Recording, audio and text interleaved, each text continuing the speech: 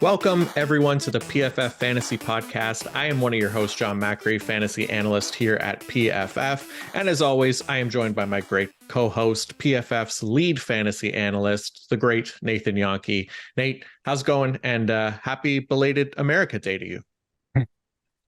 Thank you. It's good to be here. It's good to be back in unofficial fantasy season now that the 4th of July has passed. Back to writing significant amount of articles again. So good to really have things getting going now. Yeah, it's exciting. I've already got a few drafts going for this season.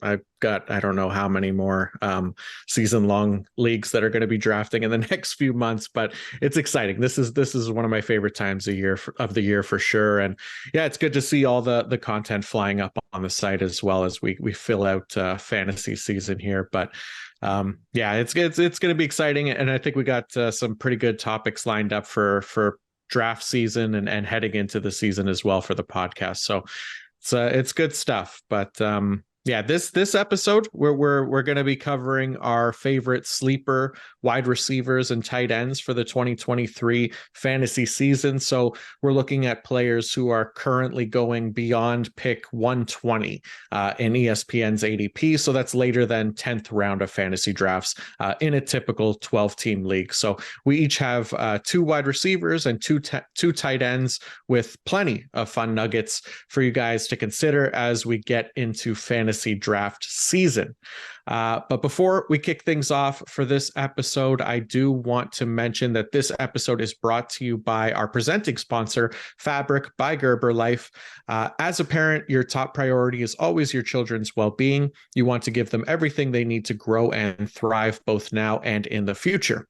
With term life insurance from Fabric by Gerber Life, help protect your family so their future is secure no matter what happens. Fabric was designed by parents for parents to help you get a surprisingly affordable term life insurance policy quickly, often in less than 10 minutes. Life insurance can have a bad rap for being complicated, but Fabric makes it easy to apply with its seamless digital experience. It's all online and on your time, and if you need the extra support, you can access a team of licensed agents who can answer questions along the way. Take steps to help protect your family today with Fabric by Gerber Life. Take the 60-second quiz to find out if the term life insurance is right for you and apply today in just 10 minutes at meetfabric.com/PFF. That's meetfabric.com/PFF, meetfabric.com/PFF. Policies issued by Western Southern Life Assurance Company and distributed by Gerber Life Agency, LLC, using Fabric Technologies. Not available in certain states. Prices subject to underwriting and health questions. For more information, visit us at meetfabric.com/PFF. All right, let's get into it here. We got some fun names to talk about. Nate, let's let you kick things off here with your first sleeper wide receiver from the Green Bay Packers. Sure, we have Romeo Doubs leading things off, and Doubs is someone who's been in the news a little bit during OTAs, noted as Jordan Love's favorite target during that time, and he got a bit of love during training camp last year, so it's not too surprising that he's getting a lot of love now. He had a decent start to the season and then was kind of up and down throughout the season. The big reason that I like Doubs, along with all the praise that he's been getting, is he did fairly well when he lined up in the slot last year. He saw his PFF grade increase when he was in the slot, yards per route run. A number of other of those kind of statistics did better while he was in the slot, and he was making some pretty big plays there as well. So the Packers lost Allen Lazard this offseason. They lost Randall Cobb this offseason. They were the two guys who were seeing a significant amount of that time in the slot, which was preventing Doubs from lining up there even more frequently. So I think it's a situation where we'll see all of the Packers wide receivers see at least some time there. I think it'll be a pretty big rotation of letting the guys line up in different places, try to confuse the defense that way. So I think Doubs will see an increased amount of playing time in the slot. So while he could see a decent amount of increase in terms of targets just because he has less competition now, but I think the Packers will also be able to utilize him better than they were last year based on what he was good at. Nice. I like it. Yeah. I like Dobbs. I mean, looking at some of his numbers last season too, he actually turned out to be like a really good separator as a rookie. I think he had like a 59.4% open target rate. He was really strong after the catch as well, 4.6 yards after the catch per reception. And then if you look at like targets per route run on the Packers last season, Dobbs was actually second among wide receivers behind only Watson. So he just barely edged out Allen Lazard in that category, albeit on like 176 fewer routes, but still did a really good job at earning targets when he was on the field. Like you said, didn't necessarily get, any end zone targets last year, but he still found a way to produce 3 touchdowns on 42 catches. So that was nice to see. And I think, like you pointed out, with these other guys gone, we could see him get more involved in those high value, like fantasy plays, like end zone targets, and maybe even a few more deep targets with Lazard gone. Although Watson will probably still be king there, but I like it. I mean, he's I think my wide receiver 60-ish right now. He's going as wide receiver 71 on ESPN here. So I'm with you on that one. Yeah, and I'll note, I have written up top 5 sleepers at wide receiver and tight end this week. You've had breakout players, so while I'm talking about Dobbs and one other sleeper here, you'll be able to read more there, and you can read about John's breakout players. And I will note the definition that we gave players that are 120 or later on ESPN's ADP. There'll be some players in those articles that if you're playing in some sharper leagues, some players will probably be going a little bit higher.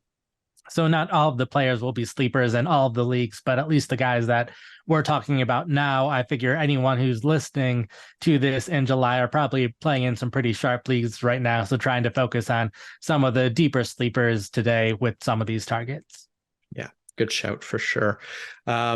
So let's go from the Packers to a former Packer here. So this was one of my picks. I went with Allen Lazard of the New York Jets. He's currently going as 126 in ADP on ESPN right now. So he's pretty borderline, if we're being honest, but wide receiver 50 on ESPN. But for me, I mean, Allen Lazard going to a new team and Aaron Rodgers following him over there, by the way. Allen Lazard got there first for the record, but anyways, Davante Adams was gone from Green Bay last year. Allen Lazard, who is a former UDFA, he led the team in targets with 98.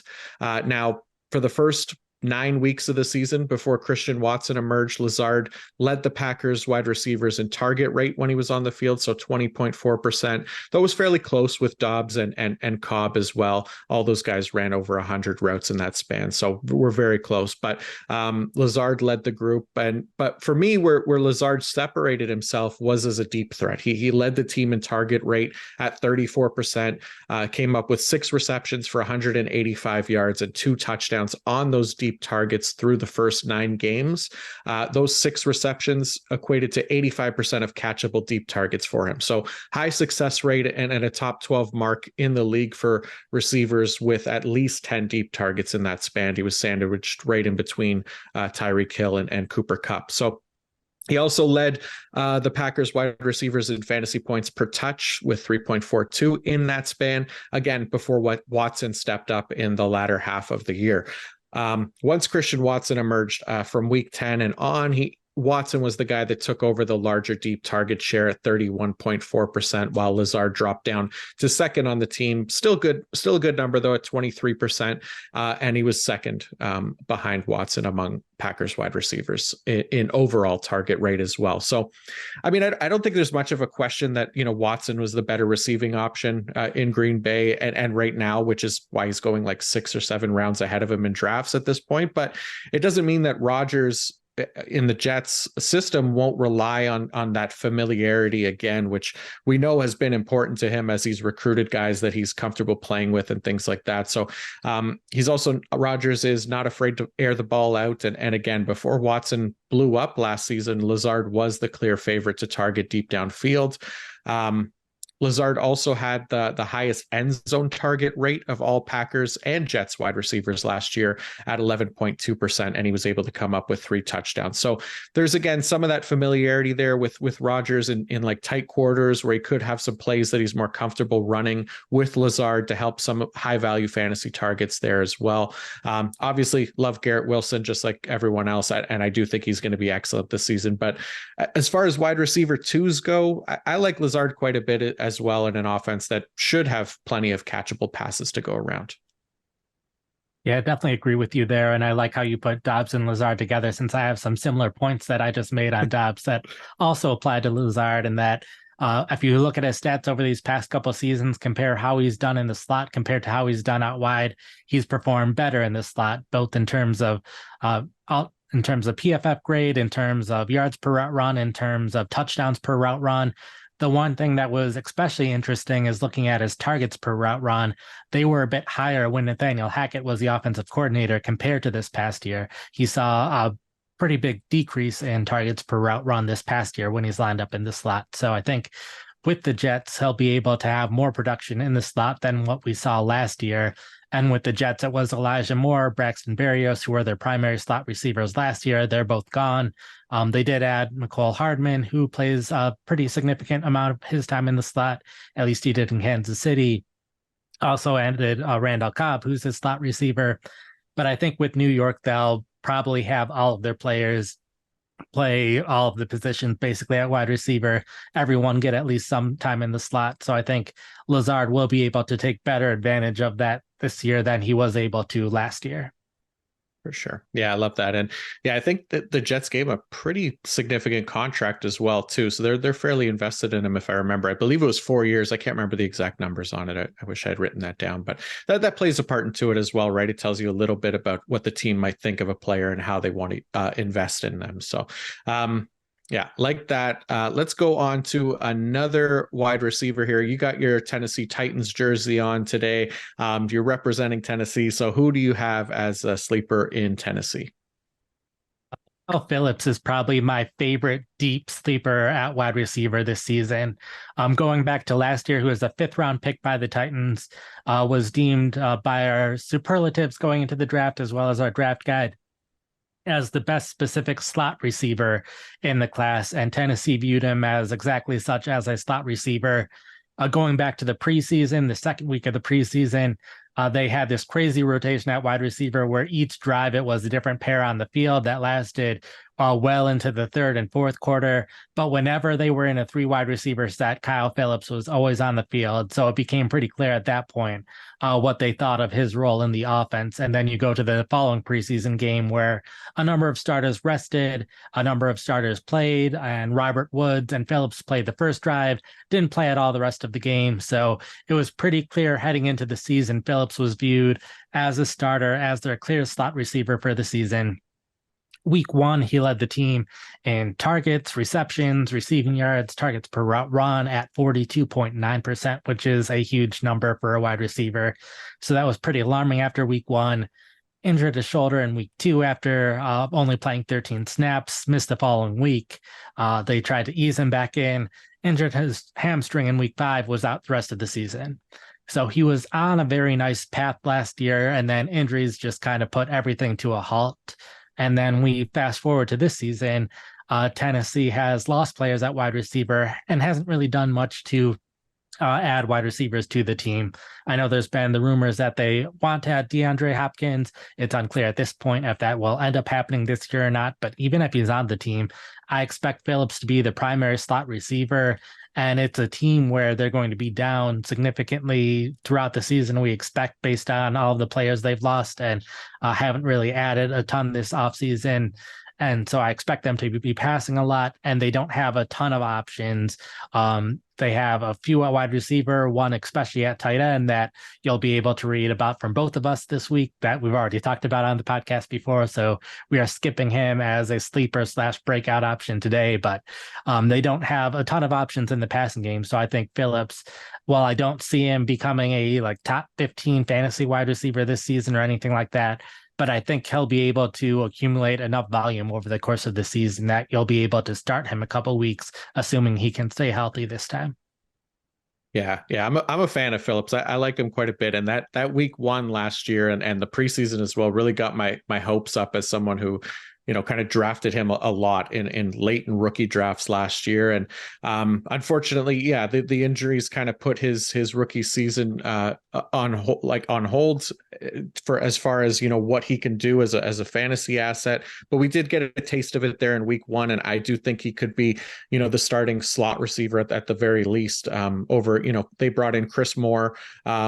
This offseason, not somebody I'm too concerned about, especially with this Tennessee coaching regime, having been the ones that drafted Phillips and utilizing the way that they did, like you had pointed out. So I guess the only thing really, for the Titans as an offense, they were among the bottom of the league in pass rate last season. So he'll need those starting snaps obviously to get the fantasy relevancy. And then, like you said, obviously we got the real baby Gronk, Chico Okonkwo over there, who could potentially get a bigger role this season. But I really like the chance for Phillips to kind of emerge this season as like a maybe a wide receiver 3 type, if things go well. And the call as a sleeper, I think, makes perfect sense, especially considering where he's going in drafts, which a lot of the times you don't even see him get drafted. So I'm pretty hopeful for Kyle Phillips this year. Want to move on to your last wide receiver sleeper? Yeah, let's go to, this is my guy here from the Houston Texans, Nico Collins. He has an ESPN ADP of 168, going as wide receiver 61. So we only got 10 games out of Collins in his sophomore season last year. He dealt with injuries as well, but year 2, at least, what was a significant improvement from his rookie year. And based on, you look at typical wide receiver progression, year 3 could have a chance to be even better. He did improve his fantasy points per game from 6.0 as a rookie to 9.7 last season, while also contending with Brandon Cooks for some of those outside targets on an offense that ranked 29th in the league in passing grade, 29th in total points scored, and 31st in positive EPA per play rate. So really not good. I don't necessarily expect the 2023 Texans to be an elite offense all of a sudden, but I don't think it's asking too much that they'll at least be a better offense than they were last season. You got a new coaching staff coming in under D'Amico Ryans, CJ Stroud, the 2nd overall pick at quarterback. And then better news for Collins is that Brandon Cooks is off to Dallas, right? So the team did bring in Robert Woods in free agency. They drafted Tank Dell, and apparently John Mechie should be good to go this year, which is great for the team as a whole. But I don't think it hurts Collins all that much for this season. Last year, if you look, even with Cooks in the lineup, Collins led the team's wide receivers in target rate at 22.4% compared to Cooks's 20.6%.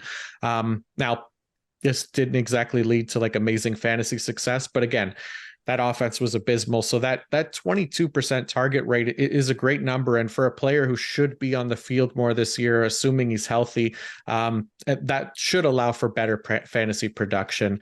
He also had one of the better contested catch rates last year at 75%, had a really strong 35.1% explosive play rate.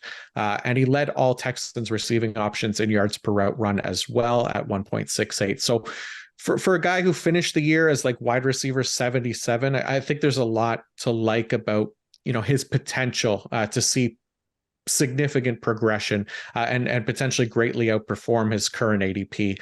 Again, as long as he can stay healthy, because he has missed, I think, 10 games in his first 2 seasons, unfortunately. So I'm going to go with Nico Collins as one of my sleepers. Yeah, and I think that's perfectly fair. I think he's kind of a classic example of someone that you're looking for a sleeper, someone who's a young wide receiver who's shown improvement in his time in a different situation this year than he was in last year. So there's the opportunity for things to progress. So I think he's a pretty good example there. The one kind of drawback I have on him is just I'm kind of concerned anytime that there's a new coaching staff and they bring in a lot of different players at the same position as you. I added Robert Woods and Noah Brown and free agency. Tank Dell also added Xavier Hutchinson in the draft. So they added 4 different wide receivers, which luckily, like, Collins is the one kind of main person that they kept from last season. So I could very well see Collins leading this team in targets. I could also see them starting to like some of the other wide receivers that they brought in because they chose to bring those players in. So since he's a sleeper, obviously you're not banking on him being your starter, so you can take those kind of risk. And something that's really nice with Collins compared to like some rookie wide receivers is when you look at the preseason, there's plenty of times where a rookie will start off lower on the depth chart and then work their way up. So like we saw last season, Garrett Wilson, Chris Olave weren't necessarily the clear starters at wide receivers at the start of the preseason. They worked their way up there. But I think with a situation like this, if we see Collins playing with the second team in the preseason, then that's a clear red flag. Where if he's playing with the starters and some of these other players are playing with the backups, then that helps affirm that he's going to be a clear part of this offense's plan. So I think that's kind of nice to have that with a player like Collins, where you'll be able to know sometime in early August how much stock you should put into him as a sleeper compared to a number of rookie wide receivers where you just don't know and you're hoping throughout the season that they're able to get to a point that they just might never get to in the rookie season, and then they're just keeping a spot on your bench the whole year. Yeah, very good point. Yeah, well said. So before we keep going, we do have another sponsor we'd like to shout out, and that is our friends at DraftKings. The player you benched in fantasy football just went off. With Best Ball on DraftKings, you get the best of your team all season long. This year, Best Ball on DraftKings is bigger and better than ever, with $10 million in guaranteed cash prizes up for grabs. Join DraftKings' biggest Best Ball contest today and get your first entry back in DraftKings dollars as soon as the draft is finished. Enter DraftKings Best Ball Millionaire Contest and snake draft your team for the season. Each week, you'll automatically rack up points from all your top scorers, no ads, drops, or trades. Teams with the most points by the end of the season will have a shot to take home the $1 million top prize. Head to the DraftKings app and sign up with code PFF. Join the DraftKings $10 million Best Ball Tournament and get your first entry back in DraftKings dollars. That's code PFF. Only on DraftKings. Gambling problem? Call 1-800-GAMBLER. One per customer. Opt-in required with $10 entry fee. Bonus issued at 10 DraftKings dollars. Age and eligibility restrictions apply. Void where prohibited. See DraftKings.com/promotions for details. All right. So that'll do it for our wide receivers, but we got some tight ends here. So I'll start it off here with one of my favorite sleepers at the tight end position, and that is Noah Fant of the Seattle Seahawks. He has an ESPN ADP of 236, going as tight end 29. So last year, Fant's first year with the Seahawks, it actually was okay overall. He finished the year as tight end 17, but he did see his fantasy football points per game drop off a fair bit, down from 10 in both years with the Broncos to 7.2 last year. However, Pete Carroll's Seahawks were a top 5 team in targeting the tight end last season, and part of that is that the Seahawks led the league in 12 personnel rate, so they had more tight ends on the field, though that isn't something that's, out of the norm for Carroll's offense, as he's been among the top 5 teams in 12 personnel rate in each of the last 3 seasons. But only this past year with Geno Smith at the helm and Fant in the offense were they actually even above average in total targets to the tight end position. So a top 5 in that case is a noticeable difference. Fant did have to share targets a bit with guys like Will Dissly and Colby Parkinson because of that high 12 personnel rate. And both guys are still on the roster, but he did lead the position group in total targets with 63, while the other two didn't cross 40 on the year, despite playing 15 and 17 games respectively. Now, this is kind of where I probably have to overcome some of the concerns for this season after the team spent a first-round pick on the draft's top wide receiver in Jackson Smith and Jigba. I think it could go a couple different ways here, so bear with me. The first one being that maybe Carroll decides he wants all 3 of his best wide receivers on the field more, which leads to a significant increase in 11 personnel and obviously a big shift down in 12 personnel.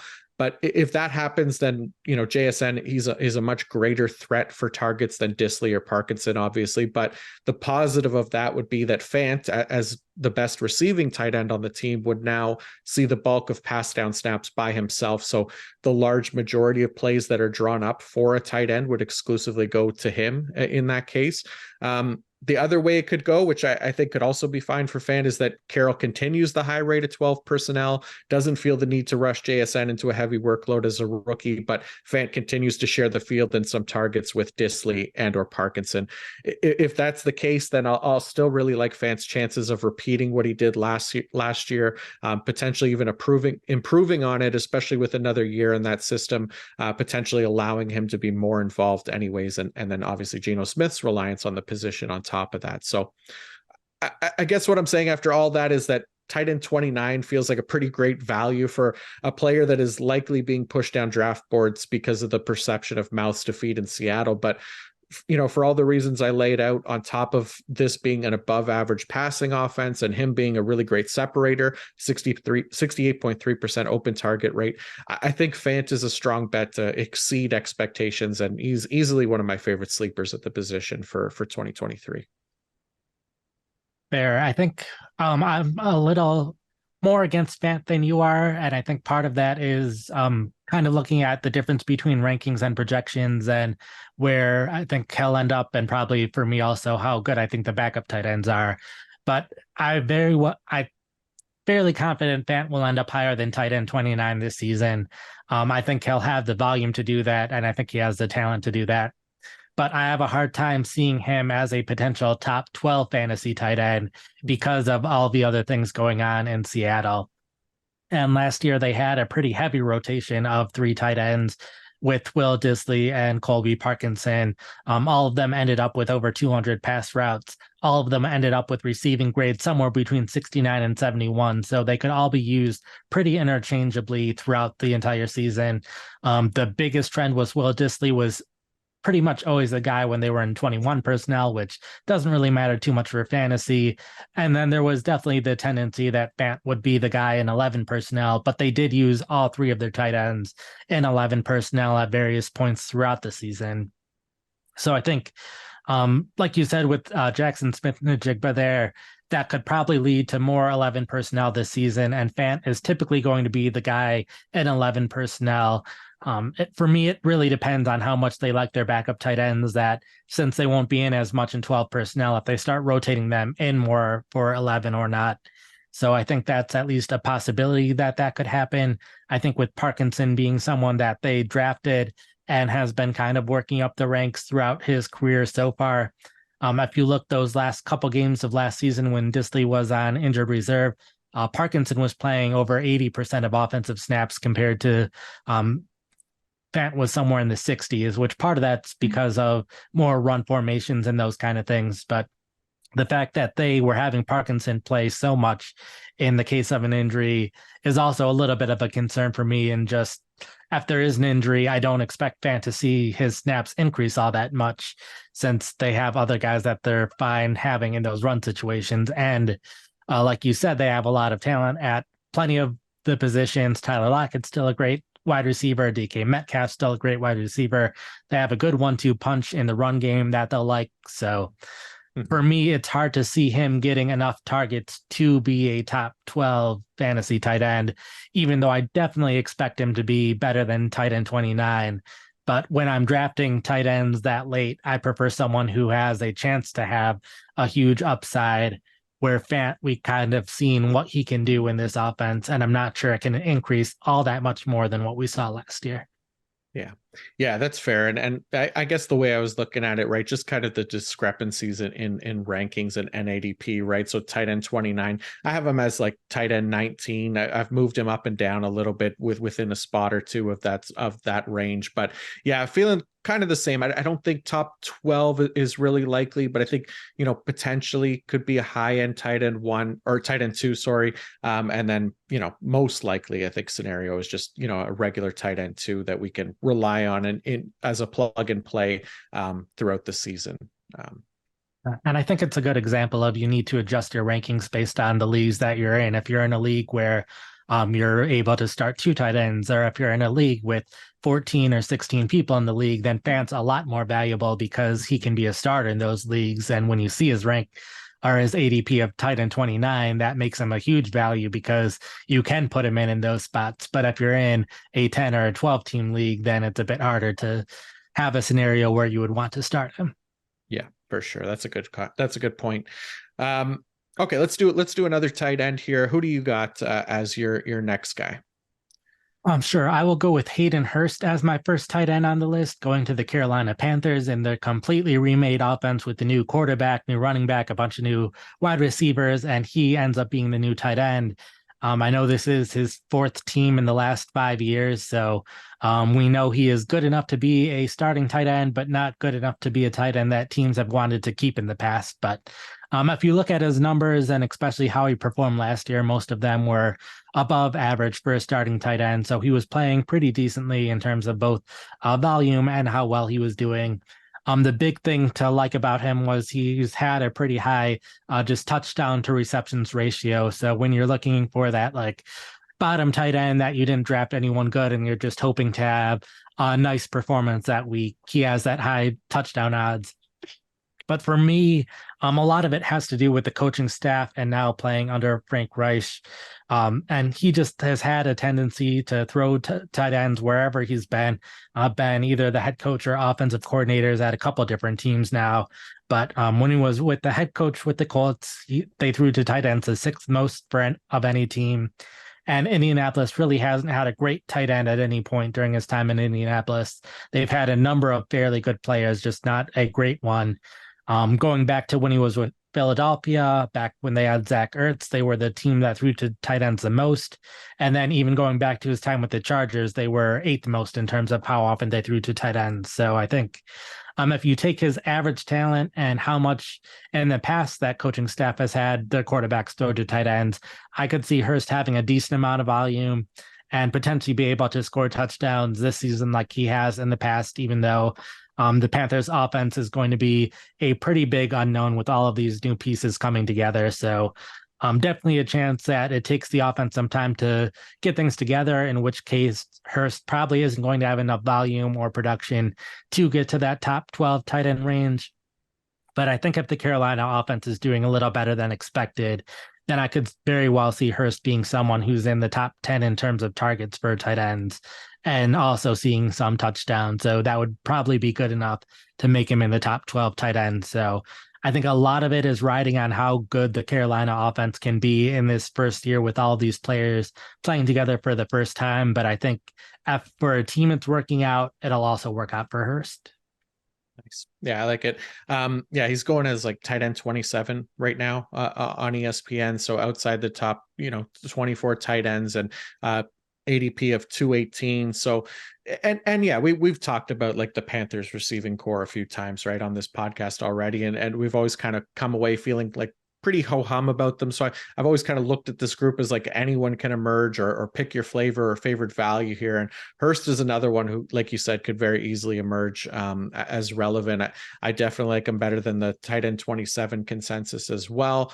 And he was able to post some, pretty impressive individual numbers last year with the Bengals as well. He had a 63.1% open target rate, 66.7% contested catch rate. He was earning 5 targets per game. He finished the year with an 80% catch rate on his targets with just a 3.7% drop rate. So, he's a good, reliable tight end and someone I definitely feel comfortable with near the end of drafts.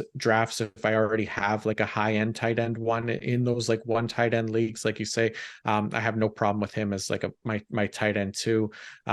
Obviously, the main thing, like you said, with the offense and if Bryce Young can support him on a weekly basis. And I know, one of those like common football phrases you hear every so often when watching like games from the commentary team, they'll say something like tight end can be a great security blanket for a rookie quarterback, something along those lines, right? That they never actually back up with any kind of data or anything like that. So I had to look into it to see if rookie quarterbacks do have more of a tendency to target the tight end position. And very unsurprisingly, it is almost exactly the same. In fact, it's actually slightly less of a tendency somehow. So if you look at typical quarterback to tight end target rates since 2013, it equates to 19.5% for a season. If you look at rookie quarterback to tight end target rate since 2013, it equates to 19.2% for a season. So 0.3% less. And then if you're looking at the amount of targets per year from rookie quarterbacks to tight ends, we're looking at 41.4 targets per year versus 51.2. So anyways, just a little fun fact for the listeners so that they can, challenge their play-by-play or color guy on the next game they watch. And when they hear that thrown around kind of willy-nilly. And it's not to say that, Bryce Young or Anthony Richardson or CJ Stroud or whoever won't have a tendency to target the tight end individually, but in general, looking at the rookie quarterback, the tight end narratives, it actually turns out to be a myth. So anyways, that was my fun little bit of research that I got to do today. But yeah, that's a good point with how rookie quarterbacks don't always throw to tight ends more. But I think you made a good point as well with the Carolina wide receivers who we've talked about before and how there's not a clear top guy on this team. So I think Hurst, there's at least a chance that he could lead the team in targets. And I don't think there's all that many tight ends that you can really say have a solid chance of leading their team in targets. So that's also part of why I like Hurst. And also a couple more points that I will save for anyone who decides to read the article about how well he's played against zone defenses. Nice. Love it. All right, let's get one more ad done here before we move on to our last two tight ends. This one is from Manscaped. So if you haven't heard already, it's Smooth Sack Summer. When you're playing in the summer sun, make sure you're scaped from pubes to bum. That's right. This is the summer to keep your balls cool while still looking hot with Manscaped. The leaders in below the waist grooming are making sure we have a ball this summer by giving our pants partners everything they need to stay fresh. Dive headfirst into Smooth Sack Summer by going to manscaped.com for 20% off plus free shipping with our code PFF.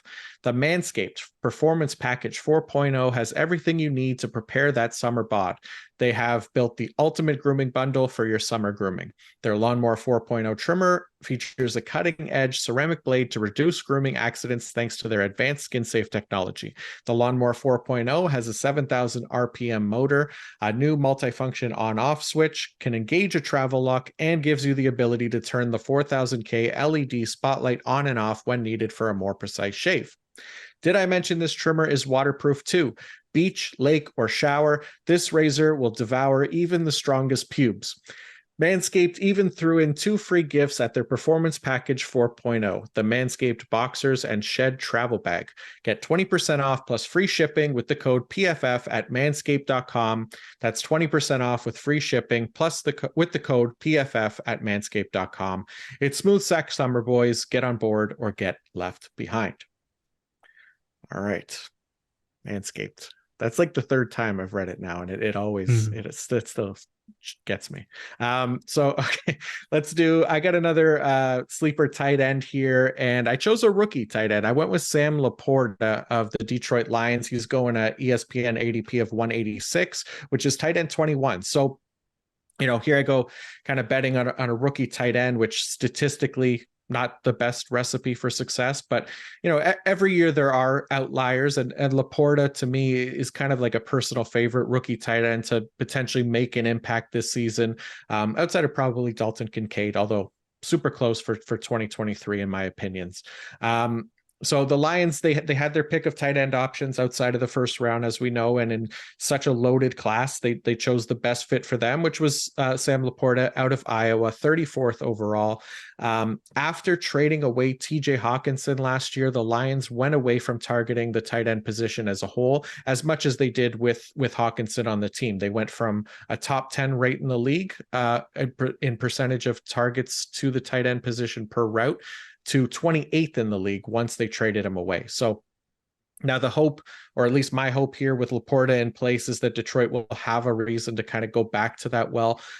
We're talking about a tight end who offers a very strong receiving profile for Jared Goff to rely on based on, top 5 marks in this pretty hyped up tight end class since 2021. He was top 5 in both receiving grade and yards per route run. He also offers speed and versatility. He could line up anywhere in the offense and be a receiving threat. He saw 20.5% of his snaps out wide last year at Iowa and 30.1% in the slot. So it allows him to kind of be a valuable fantasy option in a pretty dynamic offense that actually ranked top 5 in positive EPA per play percentage last season. It's also an offense that just saw two of their top 5 receiving options and targets depart this offseason in DJ Chark and DeAndre Swift. Hawkinson was 6th on the team in targets, even though he was only there for 7 games. Now they did add Marvin Jones and Jahmyr Gibbs, so those targets likely get redistributed a fair bit there. But the main thing that there, are significant tight end targets at least to be had here, and potentially in the red zone and the end zone as well. They actually relied heavily on Shane Zylstra in those key areas of the field last year after Hawkinson was traded. Zylstra had a 30.8% target rate in the end zone, which led to 4 targets and 4 touchdowns, all the most among all Lions receiving options. Which is pretty crazy to me. But Zylstra is still on the roster.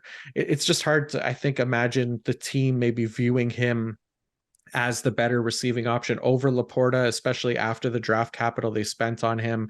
And then you got all these reports out of camp, being very positive, surprise that Laporta, he's been a standout. He even attended tight end university with Travis Kelce and George Kittle. So you love to see the hype there. I think I'm buying in on Sam Laporta being a potential sleeper tight end option. Yeah, I'd agree. I think he's a solid sleeper option. We know rookie tight ends don't always have the best history, but I think in this case, it's a good mix of talent meets opportunity. Like you said, with the tight ends that they currently have on the roster, it'll be interesting to see what kind of rotation they do, how much they end up giving him, since they could have anywhere from a 4-man rotation that's pretty ugly for fantasy managers, or he could be an every down player, and that could change over the course of the season as well. So I think someone who, just depending on the size of your league, worth drafting, but also someone that even if you're in a smaller league where you don't end up drafting 20 tight ends amongst all of the fantasy managers, someone that I think would really be worth looking at over the waiver wire over the course of the season, just to see how his role progresses, since I think he definitely will at some point over the course of his career be a tight end 1. It's just a matter of if that's going to be able to happen this year, which, like you said, with some of the weapons that they lost, there's definitely a chance that it can happen this year. But definitely worth keeping an eye on how his role changes throughout the year. And hopefully he has a big role right away, in which he could be a star right away. So I think that's kind of like the perfect thing that you're looking for with the tight end. This slate is just someone who's in a new opportunity to do things that where you just don't know what he'll end up doing, where other tight ends, we've seen what they can do. They're in the same offense. They might have more competition now. So those are the kind of players to avoid, even if they should be average fantasy tight ends. But I think he's just someone definitely worth taking a risk on when you're looking for a second tight end. Sweet. All right, let's go to one more tight end here. Another guy that maybe has that potential as well. Who do you have as your final sleeper tight end for this episode? Sure. The last one I have is Jelani Woods, who's a little bit of a deep sleeper at tight end. He's someone where with the Colts offense these past couple years, they've had multiple decent tight ends who have had to rotate in and out a lot. It's something that we see with the Seahawks as well. I've been making a lot of these like graphs for tight ends, and there's a lot of times where I see the 3 Colts all together and the 3 Seahawks all together, because they all had similar roles and similar amount of quality of play. So while they had that rotation last year, Shane Steichen, who's the new head coach, he's pretty consistently had a clear tight end with Dallas Goedert in Philadelphia, Hunter Henry back when he was the offensive coordinator with the Chargers. In all of those cases, those tight ends have finished in the top 10 in terms of fantasy points per game that season. So for me, a lot of it is the new head coach likes having a single tight end who has had a history of doing well in fantasy. Woods was the 73rd pick in the 2022 draft, so it's not too surprising. Like we were just talking about with rookie tight ends, don't always do a ton in their rookie years. Sometimes they do, plenty of the time they don't. But he was the highest graded tight end for the Colts, especially the highest graded as a receiver.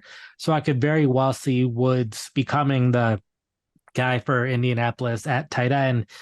They don't have a ton of competition for targets at wide receiver, which has kind of been a trend with some of these tight ends that we're talking about, and that if the wide receivers aren't as good, that just increases the odds of throwing to the tight end. So it's a similar bit of an unknown, but the coaching staff, I think, can help in a big way of getting more targets to the tight end, even though it's a rookie quarterback who might not be the most accurate thrower. So it's just kind of a big unknown of how things will work out. But going back to something I was saying earlier with yeah, at wide receiver, how you could know, or Nico Collins. I don't know why I was slipping my brain for a second there, but how you can know in the preseason, see how the team is using the players, and that'll give a pretty good indication of how they'll be used the rest of the season, so that we can see if Woods is playing a lot on third downs in the preseason, or better yet, they're resting their starters, and Woods is among those players not playing, and that can be a really good sign. Where if he's further down the rotation, then it might be harder to trust him this year. So I think he's someone that come a month from now, we'll either see his ADP rise a bit or fall a bit. So I think there's a chance it rises and a chance that he could be one of those players who has a breakout season. Whether or not that's good enough to get him among the top 12 tight ends, that's another thing to be seen. But I think he's definitely someone that's worth keeping an eye on over this next month. Yeah, I agree. I mean, if you look at, if you're drafting right now, he's going as tight end 28, ADP of 225 on ESPN. So, again, he's costing next to nothing to acquire at this point. And like you said, with Shane Steichen coming in, we see that higher 11 personnel rate. If he can emerge as that single tight end on the field, I think he has a really good chance, obviously, to outperform those numbers by quite a bit. And I like his chance to do so. I mean, we saw him emerge kind of in the latter half of last season as well, which helped him. Or it's from week 12. Yeah, week 12 on, he led all Colts tight ends in targets with 25. He was second on the team in receiving yards during that span as well, with 233. And then he led the entire team in yards per route run, 2.14 during that stretch. The only thing was he just didn't get the touchdowns, right? Which is why he ranked as like only tight end 23. I think he finished for those final 6 games. But touchdowns, as we know, can be fairly unstable from year to year. So we could see some natural progression there for him if he does get that number 1 role. So I like the call again, like you said, as long as Anthony Richardson can utilize him and he gets that starting role, I think he should be a really nice value. All right, that'll do it for our 2023 sleeper wide receivers and tight ends. And like what Nate was saying before, if you want more from Nathan specifically on that topic, he just wrote up both those pieces for PFF.com this week and should be on the website by the time you are all listening to this. Now, we move on to our 5-round draft. For those that have been keeping score at home, my undefeated streak is officially dead at 2, with Nate absolutely dummying me in the top animated movies draft. I was told repeatedly that I got too cute with it and off the beaten path. So all I can do is kind of pick myself up from my bootstraps, hope to learn from my mistakes, refocus, get back on track here, because this time around we are drafting the best collection of GOAT athletes across all sports. So choosing who we think is the greatest of all time at specific sports and trying to create the best collection of those athletes. Nate, you are well prepped for this one, you told me. So I'm obviously a little concerned here because I didn't get as much prep time as I would have liked for it, because I did spend way too much time pulling data from that rookie quarterback to tight end tendency thing. So I'll be winging it a little bit here, hopefully try to sneak out a win without anyone noticing that I was slacking in the data department and supporting my arguments. But yeah, well, luckily you get the first pick this time since I won. So you get the first pick, and we'll see how that goes. Yeah. So I was definitely happy to get the first pick here, because this is, at least for me, he's kind of the GOAT of GOATs. I'm going with Michael Jordan of the Chicago Bulls and NBA fame, obviously. So we talked about him already in an episode in one of our 5-round drafts, but 5-time MVP, 6-time champion, 6-time finals MVP. I don't know that we'll ever see like an athlete with kind of the level of reach and influence that Michael Jordan had at his peak. I mean, the guy was a true icon, legitimate worldwide superstar. To me, he was the first and only choice for me to go 101. Yeah, he's who I had number 1, and it's the second time in one of these drafts that he's gone number 1 overall. Yeah. But I anticipated this, and I am fine getting Muhammad Ali number 2. Part of my research once we got to the year 2000, there were plenty of places that were doing their top athletes of the century. ESPN had him number 3. Basically, everywhere I looked had him top 3 or 4. Won Olympic gold. He started his career 55-2, 4-time WBA heavyweight champion, 2-time WBC, and just widely regarded as the best in his sport. So a lot of what I was looking for in athletes is they had to be undisputedly the best at what they did in their sport, or they had to be a multi-sport athlete. So I think Muhammad Ali definitely fits that bill, and I'm happy to get him with my first pick. Yeah, that's a great pick. Hard to argue that one. So this is where it gets maybe a little tricky for me, but I think I'm going to go Tom Brady. We are a football podcast after all, so I'll go with the 7-time Super Bowl winner. I mean, how many records does he hold at this point? Most touchdown passes, most passing yards, most completions, most games won, all of that fun stuff. Tom Brady, considered the GOAT of the NFL. I'll add him to my list here.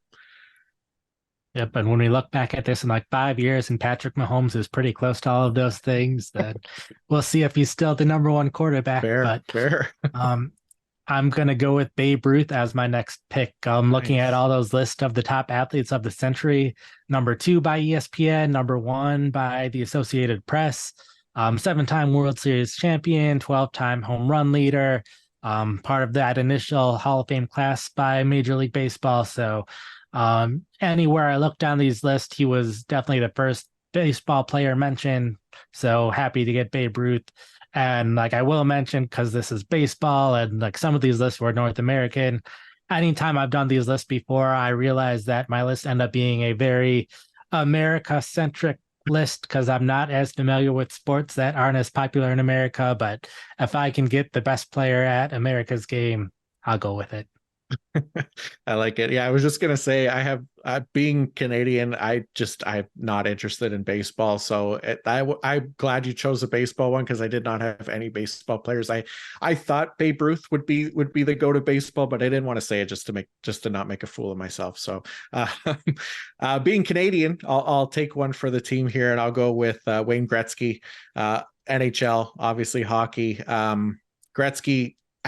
I mean, the guy, he holds 61 NHL records right now, including most goals, which a lot of people didn't think was going to be reached. I think it was 894, but Alexander Ovechkin is closing in on him and probably should pass him within the next couple of seasons as long as Ovi can keep it going. But everything else for hockey, points and points per game and points in a game and points in a season and everything like that is held by Wayne Gretzky. So that'll be pick 3 for me for the GOAT team. Fair enough. If you would have waited any longer with him, I would have taken him. But I'm like, I would debated him as my 2nd round pick, but I'm like, I can't go and take him if you want him in the 3rd round because that doesn't seem right. So right. I would go with Usain Bolt for my 3rd round pick. 8 gold medals, 11 world champions, 6-time world athlete of the year, 19 Guinness World Records. And with sports, we're talking about speed and strength for a lot of this, and he's the fastest one out there. So it's hard to go against someone who's known for being that fast, still has plenty of world records there. So That's crazy. A lot of the athletes I was looking at was like guys over history, but he's one of the few in recent history that I'm like, okay, I'm ready to put him that high up, even though some of these guys, like their careers are still going or just ended in the case of Brady, like you were saying. But Bolt, I think, has kind of cemented himself that high up there, even though he's a more recent athlete. Yeah. Wow. Yeah. I didn't realize that Usain Bolt had won at 19 Guinness World Records. Like I knew he was like the fastest ever, but that's crazy. Wow. Yeah, but geez, I didn't even think of Usain Bolt. See, this was the problem without the prep. All right, I'm gonna go with my next pick. I am going with Tiger Woods. So I think we could go to golf here. And I don't know if there's much of a question. Again, I'm not a big golf guy, but I know that he's tied for the record in PGA Tour wins. He's got 82 and he's got 5 Masters championships. Still pretty impressive, even with like all his injuries and everything like that, to still keep it going and playing at a high level. Gonna add Tiger to my roster. Fair enough. Like when it was trying to narrow down to 10 athletes, it was so hard. And like some of those sports, like you said, with golf, it's like, okay, he's clearly number one, but there's a number of people that I had that are clearly number one. Right. And there are some people that you're looking at it and it's like, lists are populated by people who are multi-sport athletes. So my next pick, it might end up hurting me in the Twitter poll because some people probably don't know who this is, but I will pick him anyway, and that is Jim Thorpe. He was ranked number 7 by ESPN for North American Athletes of the Century, third by the Associated Press, and the Associated Press, halfway through that century, called him the greatest athlete of the first half of the century, also the greatest football player with that title. One of the players who was part of the initial Pro Football Hall of Fame class, also in Hall of Fames for college football, American Olympic teams, and national track and field. He has 2 Olympic gold medals in the decathlon and pentathlon. Also played in Major League Baseball, also played professional basketball, one of 5 players to play 50 or more games for both the NFL and Major League Baseball. And I think my favorite thing when I was doing this research, the NFL for the 50th anniversary had all 50th anniversary team, had like Jim Brown at running back, Johnny Unitas at quarterback. The position they put Jim Thorpe at was legend. So that is how highly regarded Thorpe was at that point and still is. So even though he is probably the oldest athlete that either of us will take on this list, for just being such a good multi-sport athlete and a lot of it being in football as well, which is what we do, and for being a legend in the NFL, I am happy to get him with my next pick. Damn. Nice. That's a great call. Yeah, I got to look at him more for sure. But you're getting the Associated Press's vote on this one. That's what matters. Okay, so this is my last pick here. I was tempted to go Joey Chestnut just because he's in the news recently with the Glizzy Goblin competition, but I am going to go with Serena Williams. So 23 Grand Slam titles, which is more than any man or woman in all of tennis. I mean, Serena was high up for me as earlier in this rankings process, but I would be hard pressed to find another person coming close with who's left here. So I'm going Serena. Fair enough. She's probably, I think, the 3rd time that you've sniped me in this draft of there's next person on my list and not going to get her. So the last person that I will pick has probably been the hardest person for me to try ranking in this, and that is Bo Jackson. Ooh, nice. Just because a lot of these people have longevity, like with Serena Williams, one thing that I'll mention, even though I didn't get to pick her, is when looking through her accomplishments, there were things where she was both the youngest person to do things, as well as other things where she's the oldest to do things. So that was really impressive. Where Jackson, shorter careers and stuff, but he was a Heisman Trophy winner, a Pro Bowler, MLB All-Star, only person to be both a Pro Bowler and MLB All-Star, very successful track and field athlete in college and could have been very successful in that if that's something he decided to pursue further. One of just 3 players with 30 or more NFL games, 300 or more Major League Baseball games. And like when I was doing my research looking at lists, Bo Jackson was either number 1 or somewhere outside the top 10. But since so many people considered him number 1, I have a hard time leaving him off of our list altogether. So I will take Bo Jackson with my last pick. Yeah, it's a great pick. He was close there for me as well. So, yeah, I like it. Let's do a quick recap here. So you went with Muhammad Ali, Babe Ruth, Usain Bolt, Jim Thorpe, and Bo Jackson. And then for me, it is Michael Jordan, Tom Brady, Wayne Gretzky, Tiger Woods, and Serena Williams. So it'll be close again. That's what I thought last week, and I got destroyed. So we'll see.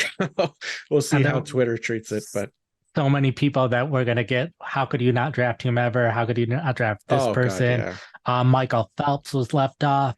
For me, like when it came to soccer, just because there wasn't a clear number 1 between Pele and Messi, it was hard for me to pick one of those 2, so I picked neither of those 2. And then Babe Didrikson Zaharis, who was arguably the greatest female athlete of all time in both golf and several gold medals, and at the 20th century was one of the top 10 athletes. So someone that I considered picking as well, but just too many people that you're leaving some goats off the list when you're only able to pick 5 goats each. Yeah, for sure. It's tough. I had Messi on here as well. I even had like Floyd Mayweather. You went boxing, so I stayed away from it, but like just generation wise, Roger Federer, or like I didn't know enough about men's tennis there, so I left Federer off. But all right, that is it. I will get that up at some point, I guess tomorrow, or well, this will be out on Friday. So the poll will be out on Twitter on Friday. I don't have the other Twitter thing, whatever it's called, the Instagram one, but maybe Nate will put it on there. Threads. That's it. Oh God. Yeah. I couldn't remember. But thank you everybody for listening. Be sure to subscribe to the PFF Fantasy YouTube channel if you get a chance. Thank you again to Nate, obviously, for doing this with me. And we also have the PFF Fantasy Discord that you are welcome to sign up for as well. It is free and often tweeted out by our PFF_fantasy account. Nate, can you please remind the good people what you have up on the website this week? Sure. So this week started the week with the top 300 rankings, went into detail with top 32 quarterbacks, top 60 running backs, sleeper wide receivers, sleeper tight ends, where I did top 5. So while you heard 4 of those players today, there are 6 more that you can read about. Also went into individual player profiles, Nick Chubb, Josh Jacobs, Aaron Jones, Alvin Kamara, and DeAndre Swift. So those were my 5 for this week. Have plenty coming next week as well. We'll start perfect draft strategy, also going perfect draft strategy by pick for 12-team leagues, 1, 2, 3, 4 through 6. Another sleeper article next week, as well as another rankings article next week, plus 5 more player profiles, which I have not figured out which players I am writing about there yet, but have 10 articles going out. And then, as always, subscribe to Twitter and Threads. We will get John on Threads soon enough. I'm PFF_Nate Jahnke on both of those. John, how about you? What did you have this week? Yeah, so I just got the 3 breakout articles this week. So wide receivers, tight ends, and defensive backs for IDP leagues, and then we'll do the defensive lineman the week after that, as well as some other stuff for the fantasy site. And then yeah, I guess next week we'll do this again. And what are we going to do? We didn't even really talk about it. I guess maybe sleeper quarterbacks and running backs. Oh yeah, that probably can work for next week, and then it's probably not too long from now when we'll start having more than 1 episode a week once we get even closer to draft season. Even though drafts are already starting, I have the Scott Fish Bowl in Cincinnati this weekend, so I will already be drafting a full team at that point. Nice. Fun. All right. So that's what we'll do. Thank you again, everyone, for tuning in. We really appreciate it. And until next time, peace out.